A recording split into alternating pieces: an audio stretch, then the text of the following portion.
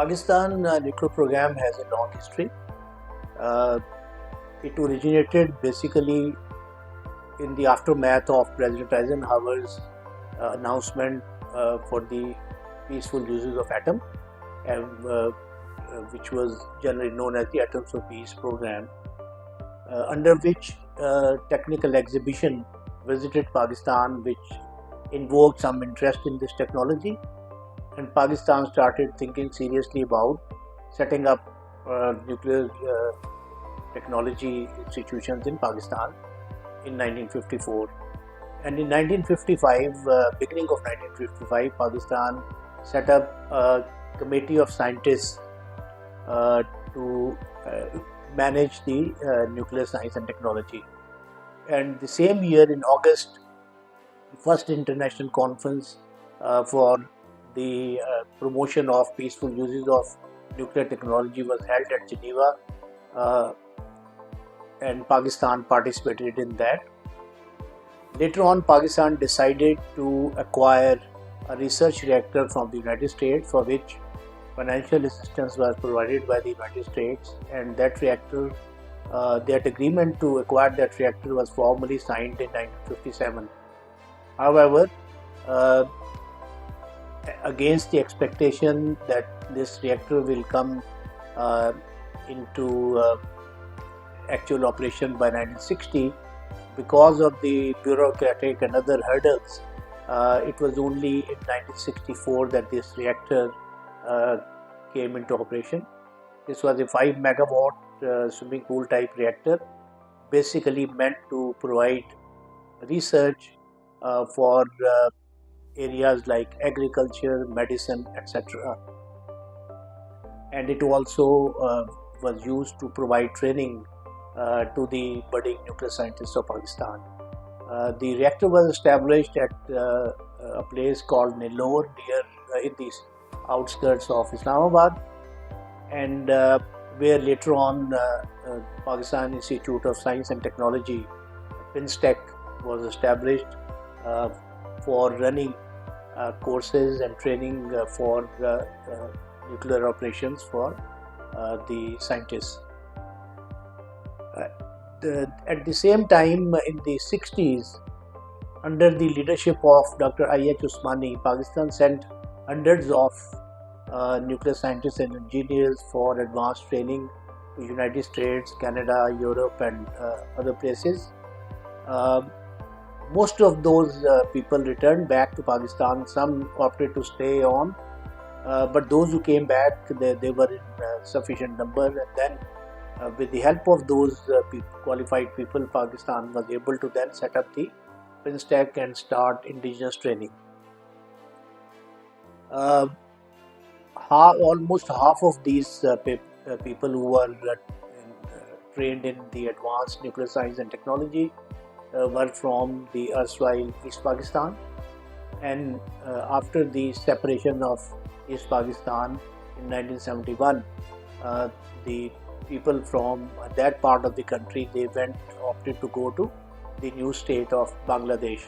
But still Pakistan had substantial number of trained people, and that was a very critical factor once later on Pakistan decided to go on for the military aspects of the nuclear program.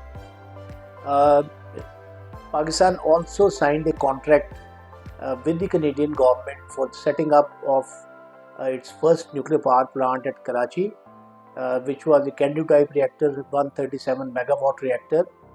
The construction on that reactor was started by the General Electric Company of Canada. Pakistani engineers and technicians, they were sent to Canada for training, and they participated alongside Canadian experts during the construction process of the reactor. This reactor was completed in 1971 and came online in 1972.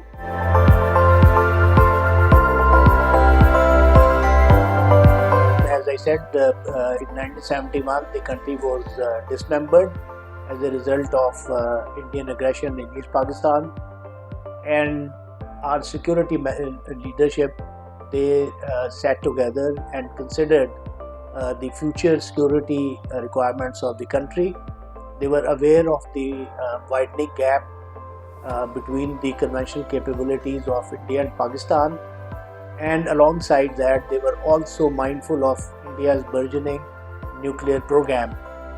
Therefore, they decided that Pakistan needs an equalizer in the form of nuclear weapons capability. Initial decision was just to develop a nuclear weapons option so that in case Pakistan faces the threat of blackmail or actual use of nuclear weapons, Pakistan could convert that option into actual capability. That decision was made in January 1972 in a conference at Multan, where most of the prominent nuclear scientists and physicists from all over Pakistan participated, and the consensus was that the bomb must be built, and the Prime Minister at that time, Zulfikar Bhutto, was assured that it could be done within 5 years' time. In the same conference, Mr. Bhutto upgraded Dr. I.H. Usmani to be Secretary of the newly established Ministry of Science and Technology, and in his place he appointed Mr. Munir Ahmad Khan, who was at that time working at the International Atomic Energy Agency, as the new chairman of the Pakistan Atomic Energy Commission. And he was tasked to make a roadmap for the development of nuclear weapons option. The situation on ground was that at that time Pakistan had one research reactor, which was, I have already mentioned, the reactor at Nellore, 5 megawatt research reactor, which was under safeguards. And the second facility available in Pakistan was the Karachi nuclear power plant, 137 megawatt reactor, but that was also again under safeguards, trilateral safeguards agreement between Canada, Pakistan and the IAEA. So the material from these two reactors could not be diverted for the weapons purposes. Pakistan at the same time embarked on a very ambitious nuclear development program, part of which Pakistan wanted to establish 8 nuclear power plants at Chashma, and to sustain that large-scale nuclear power program, Pakistan also wanted to establish a reprocessing facility where the spent fuel from these reactors could be reprocessed and then recycled again for reuse in the reactors to economize on the expenditure. That reactor was also under very strict trilateral safeguard between Pakistan, France and the IAEA, and obviously the material reprocessed in that plant could not be used for weapon purposes. However, the idea was that once Pakistani scientists have learned the art of operating a reprocessing plant, they will be able to replicate that facility, and then Pakistan will also build research reactors of its own, which would provide material for reprocessing in that plant, indigenously built plant.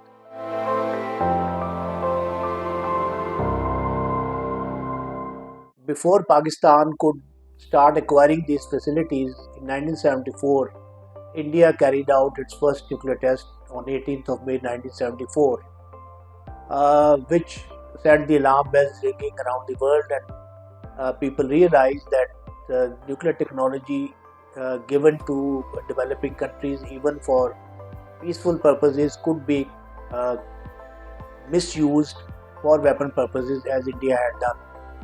Therefore, they became very careful, and some people thought that India is already there, and they knew, given the nature of India-Pakistan relations, that Pakistan will also follow suit, and therefore they said that, as in the words of Henry Kissinger while talking to the Canadian Foreign Minister, he said that India is already out of the barn and Pakistan is still there, so let's close the door and at least prevent Pakistan from going that route. So all the international focus and effort came on Pakistan. Consequently, in 1976, Canada insisted on additional safeguards of the Karachi nuclear power plant, which Pakistan refused, and as a result of that, Canada withdrew all technical assistance from the Karachi nuclear power plant and stopped supplying its fuel, which compelled Pakistan then to develop its own nuclear fuel fabrication facility in Pakistan, and Pakistani scientists were able to then continue to run this reactor successfully. In the meantime, the Americans also put pressure on both Pakistan and France to cancel that reprocessing plant deal, which had been signed between the two countries, and that pressure, sustained pressure, bore fruit in 1978 when France decided to renege on its commitment and cancel the deal. Although Pakistan had already paid some money for that, which was returned to Pakistan almost a decade later, more than a decade later. Once Pakistan found out that the reprocessing route has been virtually blocked, there was a study carried out by the Pakistan Atomic Energy Commission to look for the alternative means, and they realized that the other possible option was the enrichment route, and for that the most appropriate route was to develop a centrifuge enrichment facility, on which the PAC started initial work. In the meantime, Dr. A.Q. Khan, who was working at the European Enrichment Corporation plant at Almelo in Netherlands, had some insight into the working of the centrifuges and the centrifuge enrichment. So he came back to Pakistan at the end of 75, and in early 1976 he joined the enrichment project, which was at that time under the Atomic Energy Commission. So he worked for a while under the existing director of the program, Mr. Bashiruddin Mahmood, but later on he was made the charge of that project and given freedom to act, made independent, in fact, financially, administratively, and from the Atomic Energy Commission. His activities were only monitored by a three-man committee, which comprised Mr. Ghulam Ishaq Khan, who was Secretary of Defense at that time, Mr. A.G.N. Qazi, who was the Finance Secretary, and Mr. Agha Shahi, who was the Foreign Secretary. So their job was actually not to really supervise his activities, but to facilitate him if he needed some financial assistance or some other assistance in acquisition of material. Pakistan had already posted a scientist from Atomic Energy Commission by the name of Mr. Shafiq Ahmed Butt, commonly known as S.A. Butt, first in the embassy in Netherlands and then in France, from where he was overseeing the operation of acquisition of technologies for the Pakistani nuclear program. After India's test, however, Pakistan, as I said, Pakistan did not have the nuclear fuel cycle facilities required for pursuing a nuclear weapons program, and it had just embarked on acquisition of the facilities once the Indian test happened and the trade restrictions on the nuclear technology started coming up, first in the form of London Suppliers Group, which later on turned into the Nuclear Suppliers Group, which is still functioning today. And the countries, advanced countries, also tightened their own export control laws, and it became very difficult for Pakistan to acquire the requisite technologies. So Pakistan therefore had to go around these restrictions, and while there were some loopholes in that export control regime, Pakistan was able to exploit that and acquire the requisite material and technologies piece by piece, and was able to assemble a uranium enrichment plant at Kahuta.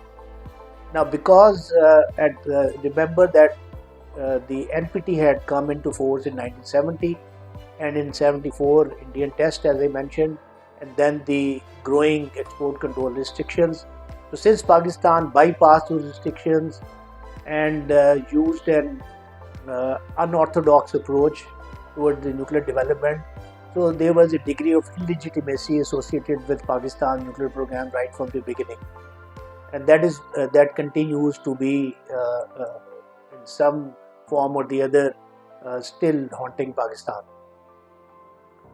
So once Pakistan started working on the enrichment program, at the same time the PIC established chemical complex at Dera Ghazi Khan. They started mining uranium from the Bagalchur plant near Dera Ghazi Khan. They also set up a uranium processing plant where the uranium was then converted to uranium oxide, which we commonly call yellow cake. And then they had, as I said, they had already established the fuel fabrication plant where they could produce the fuel pellets for the Karachi nuclear power plant. At the chemical complex, the PIC set up the plant for conversion of the uranium oxide into uranium hexafluoride, which is a very complicated process because that is the feed material for the enrichment plant. Simultaneously, they set up a theoretical physics group under the leadership of Dr. Riazuddin, who was actually head of department of the physics department at Qadir University but was seconded as member technical to the PIC. He led a team of scientists to carry out the necessary mathematical calculations and produce a design of the device. As you know, the nuclear device we have mentioned already, it has not only a nuclear core, it has other components like the conventional explosive lenses, the electronic package and triggers and other things. So there were other teams who were working on these. So there was another group under Mr. Hafiz Qureshi and who were working on the conventional explosive package. There was yet another team working on the electronics systems, and there were other people working on the remaining parts.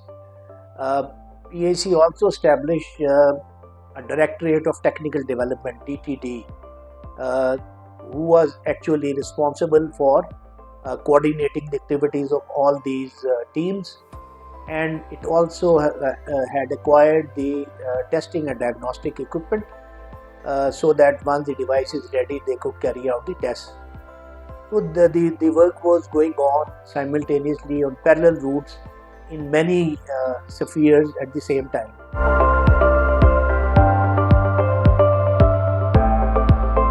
The first device design was ready by 1983, and the first cold test of the device was carried out in March 1983, which was a successful test. But by that time, the fissile material was not ready, which took another year or so.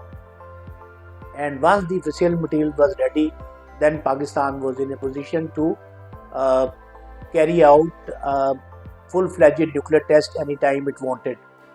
But in deference to the international environment, and also because it had committed to the United States with whom it had a relationship at that time because of the ongoing war in Afghanistan.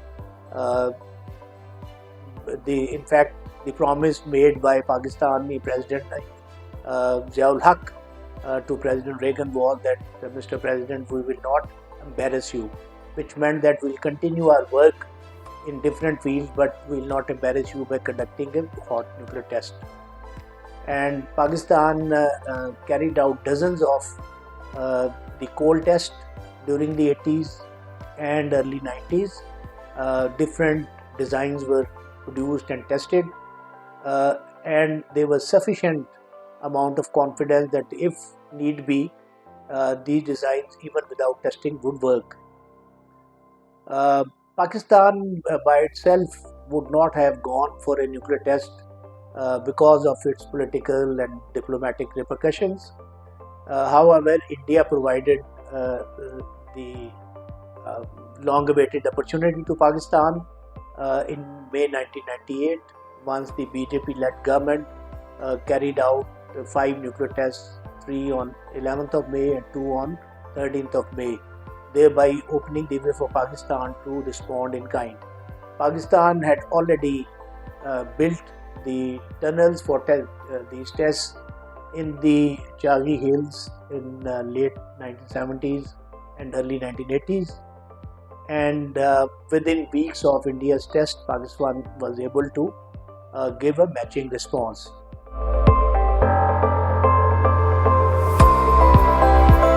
I just wanted to add something because Pakistan's nuclear weapons program has overshadowed Pakistan's overall nuclear capability.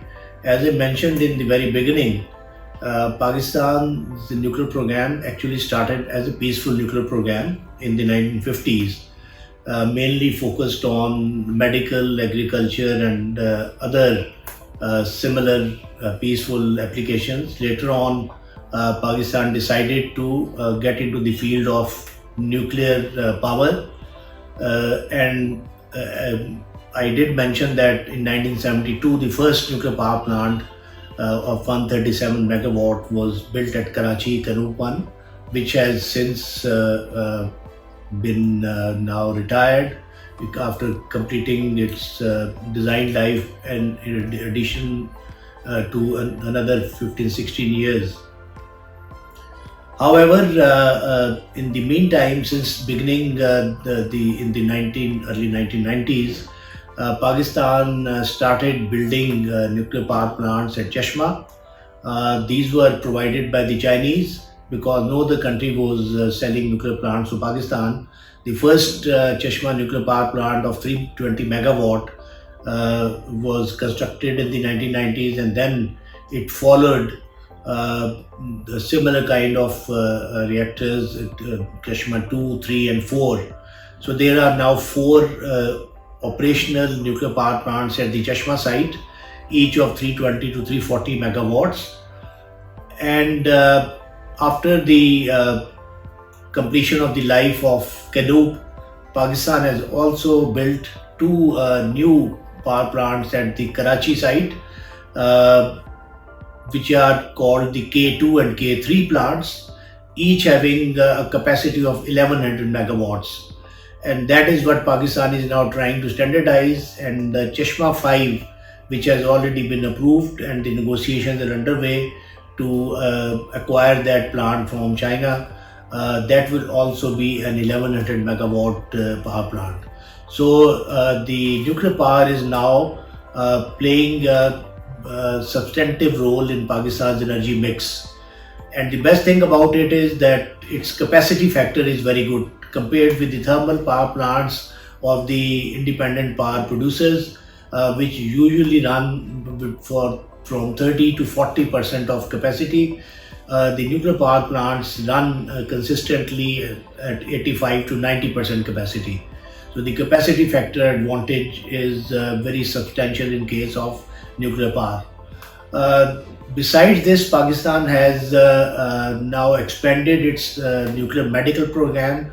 At the moment, there are 19 nuclear medical hospitals all over the country, which provide diagnostic and the treatment for cancer patients. Millions of patients get free treatment from these hospitals every year. Additionally, Pakistan has got 3 major nuclear agriculture research centers. One is at Faisalabad, the other one was at Peshawar, and third is at Tandujam in Sindh. All 3 have done a lot of useful work and produced hybrid seeds for cotton and other crops, which has contributed very positively to Pakistan's agriculture sector. In addition to that, Pakistan also produces the sources at PAR2 which is co-located with the PRR-1 at Nellore. And these sources are used for medical purposes and also for commercial uses like the preservation of food, and also to check the pipelines, gas pipelines, water pipelines, and also help in the once the wells are being dug for the exploration of oil and gas. So there are various industrial, medical, agriculture applications, and they are widespread now in Pakistan. Pakistan actually has this very major peaceful nuclear program, and because of Pakistan's expertise, Pakistan is also having a very vibrant relationship with the IAEA, and it collaborates with the IAEA to help other countries in this field. During the visits of IAEA Director Generals to Pakistan, they have visited these sites, and they have been very appreciative of Pakistan's efforts and progress in these fields.